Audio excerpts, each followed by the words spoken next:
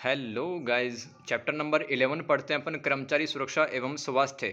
तो इस चैप्टर से पहले मैंने चैप्टर नंबर 10 तक अपलोड कर दिए हैं। इस किताब में टोटल 12 ही चैप्टर हैं, ठीक है। तो दोस्तों उनको आप देखें, ठीक है, और उनके नोट्स वगैरह बनाते रहें, ठीक है। तो इसमें परिचय पढ़ लेते हैं। देखो, इस पूरे चैप्टर के अंदर एक जो एम्प्लॉय होता है उसकी सेफ्टी की बातें की जाती है, उसकी हेल्थ की बातें की जाती है। अगर एक एम्प्लॉय हेल्दी रहता है तो कंपनी के अंदर उसकी जो प्रोडक्टिविटी है, ठीक है, और उसका जो परफॉर्मेंस है वो बढ़ता है और वो सेटिस्फाई होता है कंपनी से और कंपनी के अंदर बना रहेगा। तो परिचय में पढ़ लेते हैं इंट्रोडक्शन इस चैप्टर का। मानव संसाधन प्रबंधन में दो महत्वपूर्ण कार्य कर्मचारी की सुरक्षा एवं कर्मचारी का स्वास्थ्य। तो ऐसा करने पर संगठन में कोई भी दुर्घटना नहीं होती है, जिससे कर्मचारी की उत्पादकता में बढ़ोतरी होती है, यानी कि वो वहाँ पे काम अच्छे से कर पाता है, एवं संसाधनों की बर्बादी भी नहीं होती है। कर्मचारी सुरक्षा किसे कहते हैं? इसे दुर्घटना की अनुपस्थिति के रूप में समझा जाता है, जो किसी भी दुर्घटना को रोकने और उन्हें किसी भी खतरे से बचाने हेतु श्रमिकों को प्रदान की जाती है। ये कर्मचारी सुरक्षा यानी कि एम्प्लॉय सेफ्टी कहलाती है। एम्प्लॉय हेल्थ देख लेते हैं। इसे कर्मचारी के शारीरिक, मानसिक, आध्यात्मिक तथा सामाजिक कल्याण की एक स्थिति के रूप में समझा जाता है, जहां कार्यस्थल पर कर्मचारी में बीमारी की अनुपस्थिति होती है।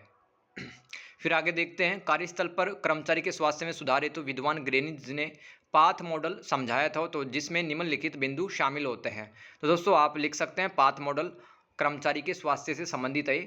तो स्वास्थ्य स्वस्थ कार्यस्थल प्रथाएं इस मॉडल के अंदर पहला पॉइंट है। तो इसमें 5 पहलुओं को शामिल किया है विद्वान ग्रेनिज ने, जैसे कार्य जीवन में संतुलन, जैसे कि उसकी जो प्रोफेशनल लाइफ है और उसकी जो पर्सनल लाइफ है उसके अंदर बैलेंस आए, ठीक है। कर्मचारी वर्दी, यानी कि कर्मचारियों की संख्या कंपनी के अंदर कम ना होती रहे। फिर कर्मचारी का विकास, कर्मचारी स्वास्थ्य एवं सुरक्षा और कर्मचारी की भागीदारी। आगे है कर्मचारी कल्याण। तो इसमें कर्मचारी के शारीरिक, मानसिक, भावनात्मक स्वास्थ्य को सुधार करने के लिए जोर दिया जाता है। फिर है दोस्तों संगठनात्मक सुधार ग्रेनिज मॉडल में ही। इसमें दुर्घटना को कम करना, ग्राहकों को बेहतर सेवा तथा गुणवत्ता प्रदान करना, योग्य कर्मचारियों का चयन, कर्मचारियों की संतुष्टि शामिल होती है। आगे पढ़ लेते हैं दुर्घटना के बारे में। तो दोस्तों इसका मतलब है, कारखाना अधिनियम 1948 के अनुसार दुर्घटना का अर्थ क्या होता है? औद्योगिक प्रतिष्ठान में, यानी कि इंडस्ट्रियल इंस्टीट्यूशन में होने वाली एक ऐसी घटना जिसमें कर्मचारी को शारीरिक चोट पहुंचती है, जिससे वह अगले 48 घंटों तक अपने कर्तव्यों को पूरा करने के लिए अयोग्य हो जाता है, यानी कि काम नहीं कर पाता। इसे ही दुर्घटना कहते हैं। ये कारखाना अधिनियम 1948 के अनुसार है, फैक्ट्री एक्ट 1948। दुर्घटना से क्या क्या प्रभाव पड़ते हैं? कर्मचारी को शारीरिक और मानसिक नुकसान पहुंचता है। कर्मचारी की आजीविका, यानी कि कमा नहीं पाता है, घर पे बैठा रहेगा। संगठन का कामकाज व उत्पादकता नकारात्मक रूप से प्रभावित होती है। कर्मचारी का मनोबल व प्रेरणा का स्तर कम हो जाता है, यानी कि उसका जो मोटिवेशन है दोस्तों, है ना, उसका जो सेल्फ कॉन्फिडेंस है वो गिर जाता है। दुर्घटना होने के कारण कौन कौन से हैं? एक तो असुरक्षित परिस्थितियाँ। निम्न कारणों की वजह से संगठन में असुरक्षित परिस्थितियां उत्पन्न हो जाती है, जैसे कि कई संगठनों में बहुत बड़ी बड़ी भारी मशीनें होती हैं, जहरीले पदार्थ मशीनों से स्रावित होते रहते हैं और उस कारखाने के अंदर विषैले रसायनों की उपस्थिति के कारण असुरक्षित परिस्थितियां उत्पन्न हो जाती है। कंपनी में सुरक्षा गार्डों की अनुपस्थिति, फिर तार उपकरणों व हानिकारक कच्चे माल की उपस्थिति, अपर्याप्त भंडारण, यानी कि मान लो कोई केमिकल रखा है तो उसको अच्छे से वहाँ पे स्टोर नहीं किया गया, केमिकल लीक हो जाता है, गैस लीक हो जाती है, उसके कारण से जो एम्प्लॉय उसकी हेल्थ पे नेगेटिव इम्पैक्ट पड़ता है। फिर पर्याप्त रोशनी की कमी, हवा में धूल और धुएं की उपस्थिति, तापमान का कम या ज़्यादा होना, आर्द्र परिस्थिति यानी कि ह्यूमिडिटी वहाँ पे फैक्ट्री में रहती है, तो इससे भी वहाँ पे हेल्थ पर नकारात्मक प्रभाव पड़ता है। एवं अस्वास्थ्यकर वातावरण, कर्मचारियों के बीच शत्रुता, लड़ाई झगड़े करने लगता है, इससे उनकी हेल्थ पर भी नुकसान पहुंचता है। काम का अत्यधिक दबाव पड़ना, इससे मेंटली वो काफ़ी ज़्यादा परेशान होता है। कर्मचारियों की संख्या अपर्याप्त होना, तो कर्मचारियों की थकान भी इसमें एक पॉइंट लिख सकते हैं आप। असुरक्षित परिस्थितियों के कारण निम्न दुर्घटनाएं हो सकती हैं। भारी कच्चे माल को लोडिंग और अनलोडिंग करते समय फोर्क लिफ्ट मशीन से होने वाली दुर्घटनाएं।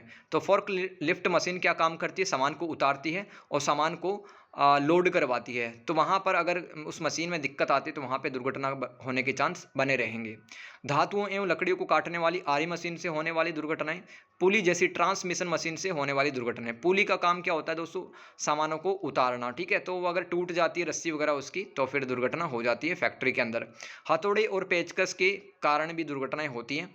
विषैले रसायनों से होने वाले व जहरीले पदार्थ को हैंडलिंग, यानी कि जहरीले जो पदार्थ होते हैं अगर उनको अच्छे से हैंडल नहीं किया, उनको बंद डिब्बा पदार्थों में अच्छे से पैक नहीं किया गया, तो दोस्तों नुकसान पहुंच सकता है हेल्थ को कर्मचारी की। बिजली के तारों से होने वाली दुर्घटनाएं, सीढ़ियों से तथा पैदल चलते वक्त होने वाली दुर्घटनाएं। दूसरा, असुरक्षित कार्य, कंपनी में दुर्घटना कर्मचारी की गलती के कारण भी हो सकती है। डैसलर ने निम्न व्यक्तित्व लक्षण बताए जिसके कारण दुर्घटनाएं होती हैं। एक तो पात्रता, तो जो अयोग्य कर्मचारी होता है जिनको काम नहीं आता है, तो वो सुरक्षा उपकरणों मशीन चलाने का ज्ञान उनको नहीं होता है, तो सही पात्रता रखने वाले कर्मचारी दुर्घटना से बच जाते हैं। अधीरता यानी कि पैसेंस नहीं होता, अगर कोई भारी मशीनरी चला रहा जल्दी जल्दी उसको चला दिया तो दुर्घटना हो सकती है। आक्रामकता, कर्मचारी अगर गुस्से में काम करे तो दुर्घटना हो सकती है। ध्यान न देना, कार्य करते समय यदि कर्मचारी खाना खाता रहता है या धूम्रपान करता रहता है तो दुर्घटना हो सकती है।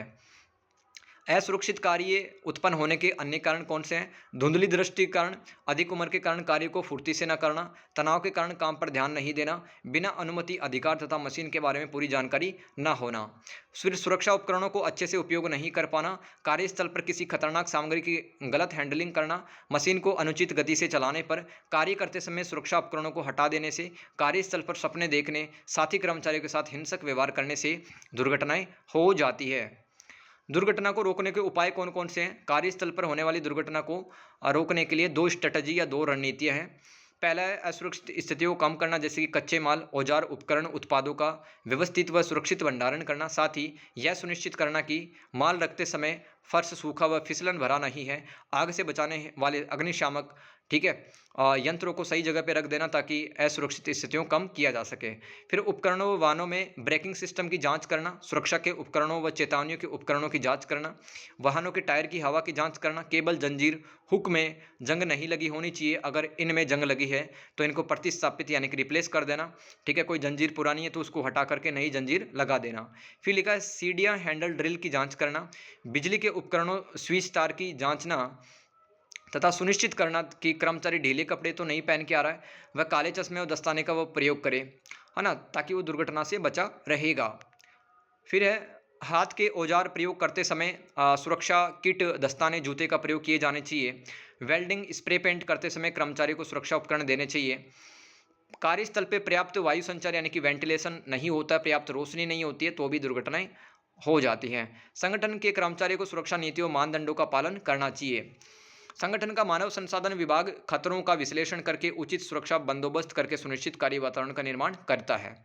फिर दूसरा उपाय है असुरक्षित कार्य को कम करना, तो कर्मचारी को सुरक्षा से संबंधित नियमों को खतरों के क्षेत्र से अवगत कराना चाहिए। इसके लिए उन्हें औद्योगिक दुर्घटना की केस स्टडी समझाई जानी चाहिए। सुरक्षा उपकरणों को अच्छे से प्रयोग करने हेतु कर्मचारी कंपनी में पोस्टर लगाए जा सकते हैं। कर्मचारियों में जागरूकता बढ़ाने हेतु प्रतियोगिता भी आयोजित करवाई जा सकती है। कंपनी में ऐसे पोस्टर लगे हों जिसमें सुरक्षा व्यवहार के नीति, मानदंड, नियम लिखे हों, साथ में यह भी लिखा हो कि इनका पालन न करने पर क्या क्या परिणाम भुगतने पड़ सकते हैं। फिर है कर्मचारी को मशीनरी उपकरणों को सही तरीके से चलाने हेतु प्रशिक्षण, ट्रेनिंग देना चाहिए। कंपनी के जो वरिष्ठ प्रबंधक है, कर्मचारी को सुरक्षित वातावरण देना चाहिए। उनको भी कर्मचारी को चयन करते समय उनकी दृष्टि, श्रवण, मनोवैज्ञानिक परीक्षण होना चाहिए ताकि किसी भी दी गई परिस्थिति में कर्मचारी का व्यवहार जाना जा सके। फिर है कर्मचारी को सुरक्षा के नियमों का पालन करने हेतु प्रेरणा पुरस्कार देने की आवश्यकता होती है। सुरक्षा को बढ़ाने हेतु रणनीतियां बनानी चाहिए। कर्मचारी की सुरक्षा व स्वास्थ्य पर ध्यान केंद्रित करने वाली एक समिति बनाई जानी चाहिए। संगठन के बड़े अधिकारी भी सुरक्षा मानकों यानी कि जो सेफ्टी के जो मेजरमेंट होते हैं उनको अपना करके रोल मॉडल बने ताकि अन्य कर्मचारी भी बड़े अधिकारियों से सीख सके किस तरह से अपनी सुरक्षा करनी चाहिए।